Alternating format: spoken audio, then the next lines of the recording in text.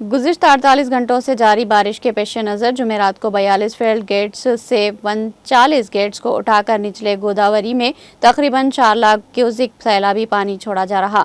सबरमम सागर project के upstream में महाराष्ट्र में होने वाली बारिशों की वजह से तकरीबन 2 लाख क्यूसिक पानी गोदावरी कैचमेंट के जरिए श्रीराम सागर आबी ज़खायर में दाखिल होता है।